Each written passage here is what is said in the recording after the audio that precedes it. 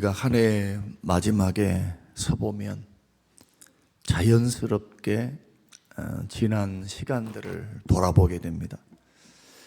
기쁨의 순간도 있고 또 예기치 못한 고난도 또 외로움도 마음의 상처도 아마 있었을 것입니다. 언제나 사람들이 뒤를 돌아보게 되면 후회스러운 일들이 더 많습니다. 나 잘했다. 그때 정말 행복했지. 라는 기억보다는 내가 왜 그렇게 했을까? 그때 한 번 더 참을 걸. 그때 한 번 더 내가 이렇게 할 걸 하는 많은 후회들이 있습니다. 그러나 주님을 믿는 우리 믿음의 사람들은 이러한 고백 위에 서 있습니다.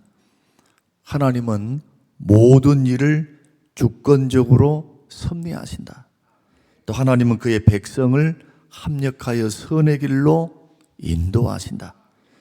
그래서 우리는 흔들려도 하나님은 흔들리지 아니하시고 또 우리가 이해하지 못한 그러한 것이라 할지라도 때로는 우리의 삶과 언행 심사가 실수를 했다 할지라도 연약하다 할지라도 우리 하나님은 이 모든 것들을 합력해서 선의 방향으로 인도해 주시리라고 하는 그런 믿음이 있기 때문에 우리는 항상 기뻐하는 길로, 범사에 감사하는 길로, 그리고 항상 기도하는 길로 우리가 걸어갈 수가 있습니다. 여기서 감사하라라고 하는 말씀은 단순히 그냥 하나님 앞에 입으로 마음에서 나오지 않는데 그냥 감사하면 된다라는 단순한 감정의 표현이 아닙니다. 어떠한 사람이 감사할 수 있습니까? 하나님의 주권적인 그 주권, 하나님이 다스리고 통치하심을 믿는 사람들이 감사할 수 있습니다. 달리 표현을 드리면 이 모든 것들을 허용하신 분, 이 모든 것들을 허락하신 분, 그러면서도 우리의 부족과 연약함을 그대로 놔두지 아니하시고 하나님의 택한 백성이며 자녀이기 때문에 하나님께서 선한 주의 뜻을 이룰 수 있도록 하나님이 도우신다는 믿음이 있는 사람들은 어떤 환경, 어떤 여건 속에서도 우리는 감사하며 다시 한번 일어설 수가 있습니다. 그러므로 감사는 첫째로 하나님의 뜻에 순종하는 믿음이다. 그 믿음의 결과가 감사로 나타난다는 것입니다. 항상 기뻐하라. 쉬지 말고 기도하라. 범사에 감사하라. 항상 범사에 라는 말은 상황에 따른 선택이 될 수가 없다는 겁니다. 항상 적용해야 되는 신앙의 명령이라는 거죠. 그러니까 감사를 상황에 따라서 환경에 따라서 이렇게 좌지우지할 수 있는 것이 아니라는 것을 전제하고 있습니다. 그러므로 감사는 상황의 산물이 결코 아니다. 그럼 왜 우리가 감사를 못하는가? 자꾸 상황을 기준으로 삼기 때문입니다. 이런 사람들은 감사가 안 됩니다. 좋은 일이 있으면 감사하고 힘든 일이 있으면 불평합니다. 그래서 성경은 오히려 뭐라고 말씀하느냐 하면은 우리의 상황보다도 더 뛰어나시고 우리를 합력하여 선을 이루실 그 하나님을 깊이 바라보라. 곰곰이 생각해 보면 요셉의 인생, 아브라함의 인생, 이삭의 인생, 그리고 야곱의 인생들을 우리가 살펴보면 더 확연하게 볼 수가 있습니다. 결국 어떻게 하십니까? 택한 백성들은 선의 길로, 성장의 길로, 성숙의 길로, 살리는 길로, 은혜의 길로 인도해 주신 줄로 믿습니다. 가나안 땅에 들어가라 하니까 가나안 땅에 들어갔습니다. 그러나 제일 먼저 맞닥뜨린 것은 기근이었습니다. 기근이 찾아오자 이집트로 내려갑니다. 창세기 11장에 보면 내려갔을 때 수모를 경험합니다. 아내를 뺏깁니다. 가서 위협을 느낍니다. 여러 가지 어려움들이 있었습니다. 그럼에도 불구하고 하나님은 그 약함과 실수와 허물을 어떻게 만회시키십니까? 은혜로 하나님의 살아계심을 그에게 증거해서 더 큰 믿음으로 성장할 수 있도록 바로를 위협하시고, 그리고 그 리브가는 남편이 있으니 너는 그에게 손을 대지 말라. 그리고 하나님이 하셨던 것은 바로 궁에 있는 모든 여인들의 태를 닫아버리셨습니다. 그 일을 통해서 바로는 아브라함을 선대했고, 부귀와 그리고 가축들과 거기서 주었던 여종들을 대동해서 가나안 땅으로 들어오는 놀라운 역사, 이것이 살림의 미천이 되었던 것을 우리가 성경을 통해서 발견하게 됩니다. 이러한 일들은 우리의 생각과 우리의 판단으로는 도저히 이해할 수 없는 거죠. 실수해서 가나안 땅에 머무르지 않고 이집트로 내려가 버렸는데, 그 가나안 땅에서 하나님 책임져 주실 텐데 그것을 믿지 못하고 가나안에 이집트로 내려가 봉변을 당했으니까 우리는 그것을 하나의 징계와 심판, 불순종의 결과다라고만 생각하는 경향이 있지만, 그러나 그의 실수와 부족에도 불구하고 하나님은 합력하여 선을 이루십니다. 왜 그러냐 하면은 아브라함에게 약속하셨습니다. 어떻게 약속하셨습니까? 너를 통해서 민족을 세우고, 12장의 말씀입니다. 너를 통해서 나라를 세울 것이고 너는 복의 근원이 될 것이며 너의 후손을 통해서 땅의 열방과 민족이 다 복을 받게 될 것이라고 하는 약속을 주셨기 때문에, 언약을 받았기 때문에, 지금으로 말하면 예수 믿고 구원받았기 때문에, 하나님의 자녀되었기 때문에 하나님은 우리의 실수, 우리의 부족함, 우리의 약함, 심지어는 죄 가운데 있을 때도 교정하기 위해서 징계는 하시지만 우리가 싫다고 심판하시며 버리시는 분이 아니라는 겁니다. 반드시 합력하여 선의 방향으로 인도해 주시기 때문에 모든 상황에서 항상 범사에 라고 하시는 말씀은 어떤 상황 속에서도 항상 적용되는 명령이 바로 감사라는 것입니다. 우리는 한 해를 지금 돌아보면서 또 한 달을 잘 준비하고 2026년도 새해를 아름답게 믿음 안에서 잘 우리가 준비하려고 합니다. 뭘로 우리의 신앙과 삶을 세우면 좋을까요? 우리 1년을 돌아보면 우리가 신앙으로 세운다 할 때 신앙의 그 어떤 내용을 가지고 우리의 신앙을 세웠으면 좋겠습니까? 저는 감사로 한 해를 세우시기를 주의 이름으로 축원합니다. 감사는 하나님의 중심의 믿음, 이 믿음이 있는 사람만이 감사할 수가 있습니다. 하나님께서 이 일을 허락하셨다. 하나님은 그럼에도 불구하고 실수하지 않으신다. 하나님은 반드시 선하게 바꾸신다.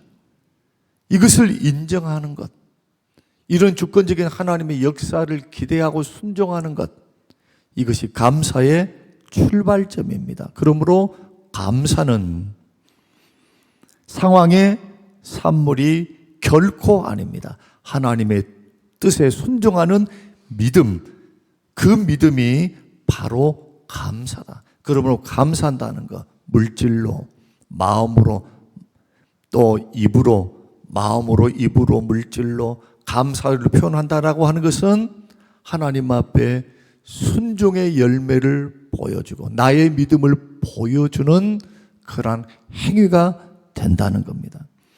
그러므로 감사는 이 상황이 좋아서 하는 것이 아니고 이 상황을 주관하시는 하나님을 내가 믿기 때문에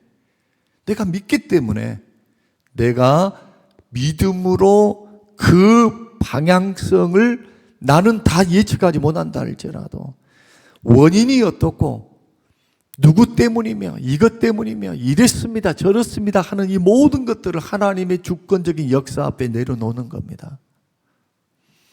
하나님은 일을 지어서 성취하신 분이십니다.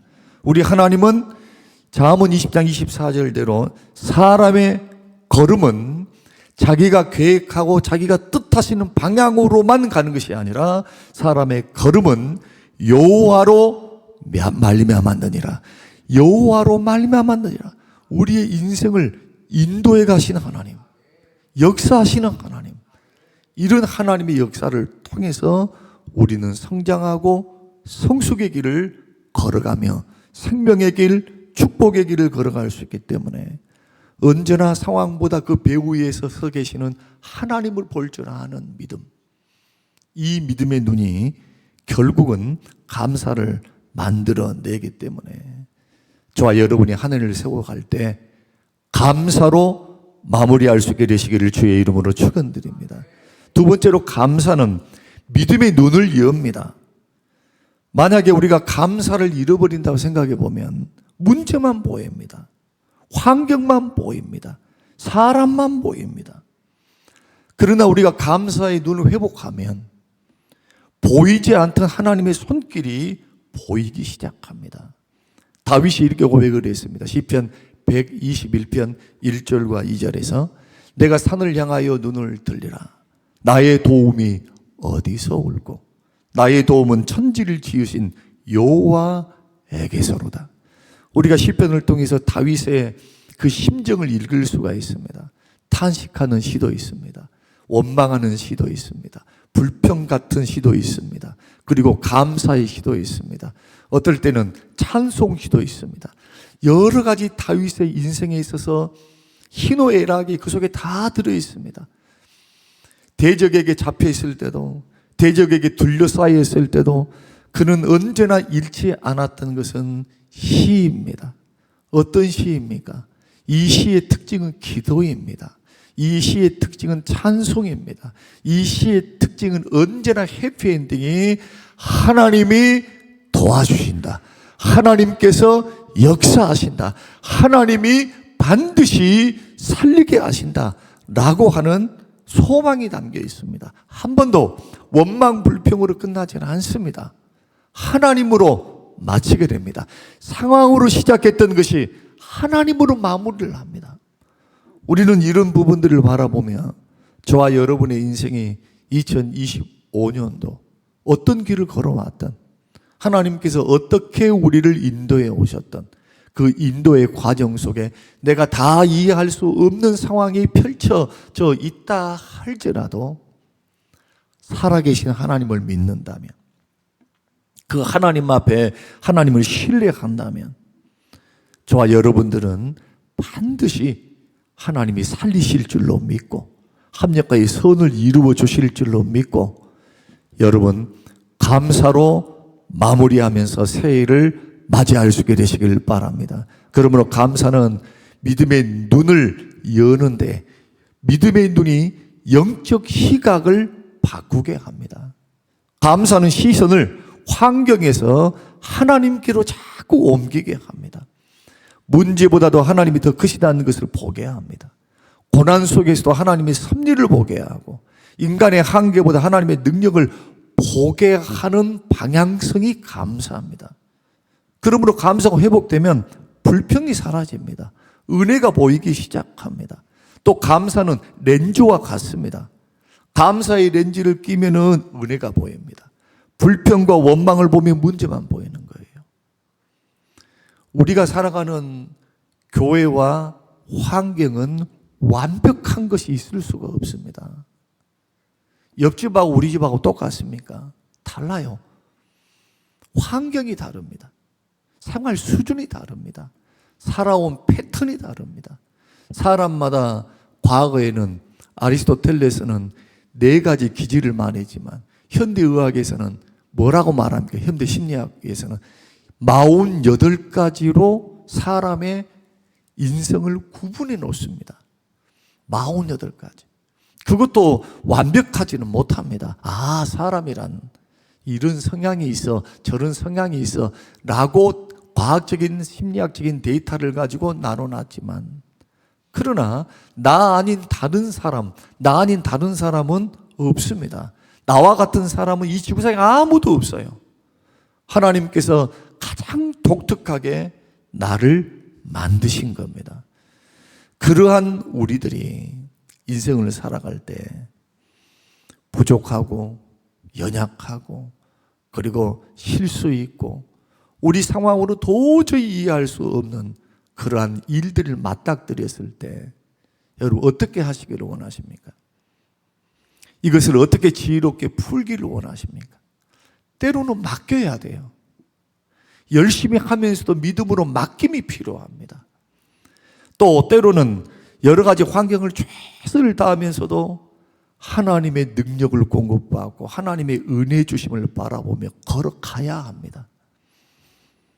중요한 것은 내 마음속에 하나님을 인정함에 있는가? 그 하나님은 선하게 역사하실 줄을 믿는가? 그래서 감사할 때는 언제나 감사하는 마음의 시각이 먼저 있으면 똑같은 상황도 전혀 다르게 해석이 되는 겁니다. 전에 패러다임 쉬프트라고 하는 그러한 단어의 이야기를 제가 한번 해드린 적이 있습니다. 똑같은 상황인 것 같은데 그 의미가 달라질 수 있다는 것. 눈으로 볼 때는 똑같아요. 애들이 지하철에서 막 떠들고 있습니다. 버릇없이 떠들고 있어요. 젊은 아빠는 그 아이들이 떠듦에도 불구하고 옆에 연세가 있은 지긋한 연세가 있으신 분들 그리고 주변의 사람들 아랑곳하지 않고 저기 침묵 지키고 있습니다. 크게 나무라지도 않습니다. 속으로 사람들이 뭐라고 할까요? 굉장히 불쾌하겠죠. 저런 아빠도 저런 부모가 있나? 아무리 자식이 귀하지만 이렇게 민폐를 끼치고 이렇게 공공질서를 지키지 않고 저렇게 어지럽게 만드는데 그 아빠는 침묵을 하면서 저기 바라보고 있습니다. 그리고 그 아버지께서 옆에 있는 분들에게 저기 건넨 그 말 한마디, 그 말 한마디가 주변 사람을 숙연하게 했다는 이야기가 있습니다. 지금 제 아이들의 어머니를 묻고 왔습니다. 장례를 치르고 오는 길입니다. 이 말 한마디에 지금 아이들이 천진난만하게 뛰어노는 모습이 미운 모습 아니면은 얘들이 저렇게 버릇이 없나? 라는 모습보다는 안쓰러운 모습. 엄마를 잃고 난 후에 그 아이들이 엄마가 죽은 줄도 모르고 함께한 줄도 모르고 둘이는 좋다고 장난을 치고 있는 그 모습에 안쓰러움을 느끼죠. 똑같은 환경이어도 어떤 동기에서부터 출발했는지 이것을 생각해 본다면 여러분 상황이 달리 보이는 것. 그래서 감사의 눈, 믿음의 눈을 늘 열어놔야 됩니다. 감사는 어떻게 하느냐? 미친 듯이 해야 돼요. 미친 듯이 해야 돼요. 미친 듯이 해야 어렵고 힘들 때도 감사가 먼저 나와요. 감사는 훈련이면서 감사는 믿음이며 감사는 하나님의 능력을 이끌어올 수 있는 축복의 통로가 되는 것입니다. 우리는 2025년도 여러 가지 환경을 겪었습니다. 여건을 겪었습니다. 이럴 수도 있고 저럴 수도 있어요. 목회도 한 해에 끝나지 않습니다. 평생 해가야 됩니다. 여러분의 신앙생활도 평생 해야 돼요. 장거리 마라톤과 같습니다. 하루하루 무엇을 선택하기를 원하십니까? 어떻게 마무리하기를 원하십니까? 내일은 원망과 미움을 버리고 새해를 출발해야 된다. 원망과 미움을 다 내려놓고 마무리하고 영적으로 마무리돼야 돼요. 그리고 새로운 한 해를 출발하기 위해서 12월 달 우리 마음에 묶여있던 분들 한번 생각해 보면서 눈 감으면 다 생각나잖아요. 하나님 앞에 이러한 분들을 놓고 기도하고 훌훌 털어내고 주의 이름으로 용서하고 그래서 용서로 한 해를 마무리하는 귀한 한 해가 되어서 여러분 가벼운 마음, 은혜로운 마음, 성령님이 역사하시는 마음 가운데 한 해를 또한 맞이하시는 저와 여러분이 되시기를 바랍니다. 이 새벽에 조용히 한번 기도하면서 올 한 해의 감사 목록을 한번 적어봤으면 좋겠습니다. 마음으로. 그때는 몰랐습니다. 그런데 지내놓고 나니까 이것이 은혜였어요.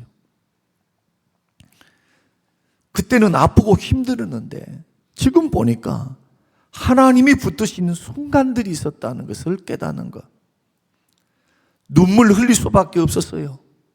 그런데 그 눈물이 오히려 눈물 속에서 믿음을 지켜냈던 순간들. 내가 그때 넘어지면 어찌할 뻔했는가? 그때 죄 지었으면 어찌할 뻔했는가?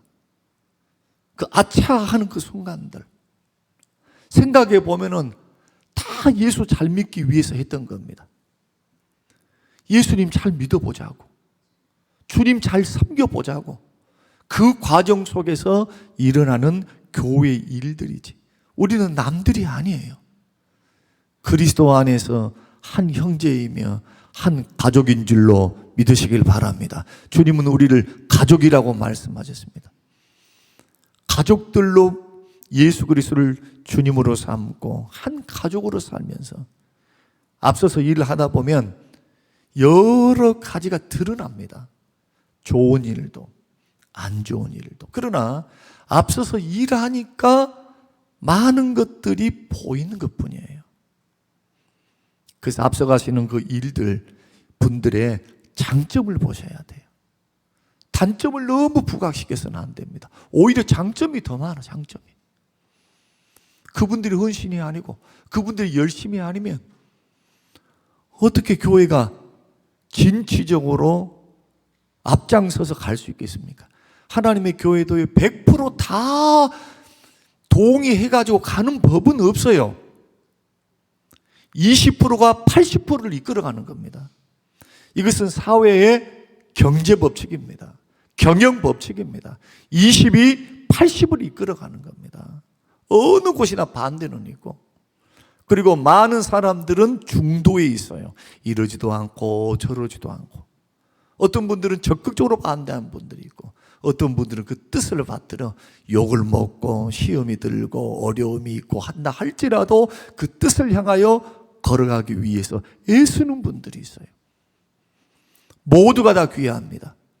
옆에서 기도하시는 분, 머뭇거리고 있지만은 그러나 마음으로 응원하신 분들, 그 열심히 최선을 다하시는 분들, 그러나 뒤에서 또 지적해주고 권면해주는 분들, 이런 분들이 지적과 권면이 있으니까 바른 방향으로 갈 수 있는 겁니다. 중요한 것은 뭐냐? 이런 모든 환경이 불평의 조건이 돼서는 안 된다. 원망의 조건이 돼서는 안 된다. 판단과 비판의 조건이 돼서는 결코 교회 안에서는 안 된다. 왜냐하면 하나님은 살아계시기 때문에. 이 교회는 누구의 교회도 아니고 우리 주님의 몸된 교회이기 때문에. 그러므로 믿음의 길을 걸어가는 하나님의 사람들의 선택지는 분명합니다. 마지막은 반드시 감사로 마무리가 되어야 합니다. 우리 상황과 환경이 아무리 어떻게 돌아간다 할지라도 믿음으로 반응하고, 믿음으로 반응하는 그런 삶 속에서 깨달음이 왔다면 내가 실수였구나, 내가 잘못이었구나, 성령께서 깨닫게 하시면 회개해야 합니다. 마음을 고쳐야 됩니다. 생각을 고쳐야 됩니다. 하나님이 기뻐하지 않는 열매를 맺고 있는데 가만 그 길 걸어가는 것은 사망의 길을 걸어가는 것입니다. 갈라디아서 5장이 말한 것처럼 절대로 하나님의 나라의 유업을 받을 만한 절대로 열매가 아닙니다. 감사하고 사랑하고 희락과 기쁨과 온유함과 오래 참음과 자비와 양성과 충성 온유의 절제, 이것은 감사하는 사람들에게 열매를 맺을 수 있는, 사랑하는 사람들이 맺을 수 있는 최고의 열매이기 때문에 오늘 2025년도 우리 마무리를 감사의 조건들을 헤아려 보면서 감사하고 2026년도 어떻게 맞이하는가를 우리가 결정하시면서 우리 주님 앞에 이렇게 고백하는 성도님들이 되시길 바랍니다. 주님, 한 해 동안 모든 순간에 함께 하신 하나님께 감사드립니다.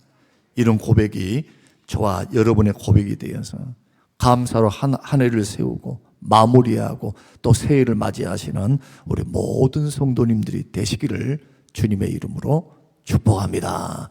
고마우신 아버지, 감사하신 하나님, 2025년 한 해 동안